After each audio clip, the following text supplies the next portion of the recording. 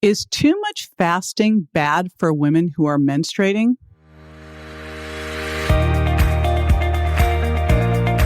This is JJ Virgin, 4-time New York Times bestselling author, celebrity nutrition expert, and fitness Hall of Famer. I've been on a lifelong quest for answers to the toughest health questions. And now I'm sharing what I found with you. Welcome to Ask the Health Expert. Maria from one of my Masterclass asks, I heard that too much fasting is not good for women who have their cycle because of hormones. How is it, though, if in our evolution we constantly fasted each day?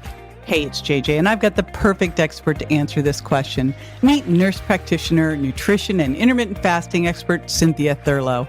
Her TEDx talk on intermittent fasting has been viewed over 5 million times. She's a former varsity field hockey player who's been known to read 4 to 5 books at a time. We'll be right back with the answer.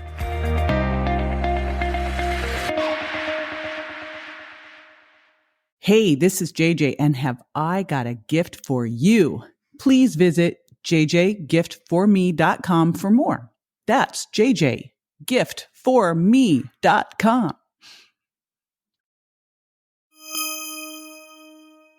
Great question about fasting and women and whether or not it can impact our menstrual cycle. So the irony is that I'm in the midst of doing a lot of research in this area, and it goes back to bioindividuality. There are many people that are able to intermittent fast who are still menstruating and getting their menstrual cycle without too much interruptions. But here are a couple of areas that I think in particular can be a sign that you may struggle a bit more with intermittent fasting, and it can impact your schedule, your menstrual cycle adversely.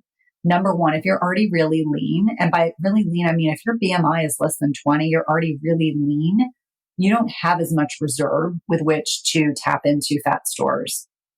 Number two, if you're trying to get pregnant, you're just delivered a baby, or you're breastfeeding, that can definitely mess up your cycle. And I would not recommend that you're using intermittent fasting as a strategy. If you're someone that has an existing issue with thyroid disease that maybe perhaps is not well managed, or you are in the midst of changing dosage of thyroid medication, or you've been told you have an autoimmune issue, may require a bit more delicate balancing to determine whether or not this is the right strategy. And it may not even be that you can't do intermittent fasting ever. It may be just at that point in time until they get your medication straightened out, may be problematic. But I like to use the menstrual cycle. Quite honestly, I like to use that as a barometer for whether or not fasting is working for you. So we always look at sleep, like I've already mentioned. We always are looking at the menstrual cycle. It may get a little wonky for a cycle or two. And by that, I mean, maybe it comes a couple days later, maybe it starts a little earlier. But as long as that is working itself out and you otherwise feel good, then I think that's completely reasonable. Now, when women are heading perimenopause and menopause, so the 5 to 7 years preceding menopause, which is perimenopause, all bets are off because our periods and our cycles can be so regular. They can either be really scant or they can be very heavy. We may be dealing with sleep issues. We may be dealing with weight gain and all sorts of issues that can be very frustrating as women to experience. So again, it goes back to the bioindividuality piece. It's really about how are you dealing with stress? How is your sleep? How are you managing the food piece? If you are eating a highly processed diet with a lot of crap and garbage, you are not going to get the same results as someone else. And certainly there's some data to suggest that perhaps women that once they are closer to menopause and in menopause, they may be better and more amenable. Their bodies may not be as sensitive to the fluctuations in hormones.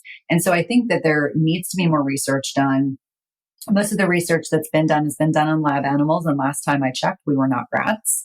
Or it's been done on men, or the sample sizes have been really small. So I think there's no way to make it a broad overreaching overgeneralization, but I would just encourage you to work with someone who is well familiar with the strategy that can help guide you and provide recommendations. And if you do decide to start intermittent fasting and your cycles continue as they normally have, and you're sleeping well and you have lots of energy, it can absolutely be a strategy that works for premenopausal women and postmenopausal women. Just really depends on who we are as an individual. This is JJ with Ask the Health Expert. I do this 5 times a week, so make sure you never miss a show by going to subscribetojj.com.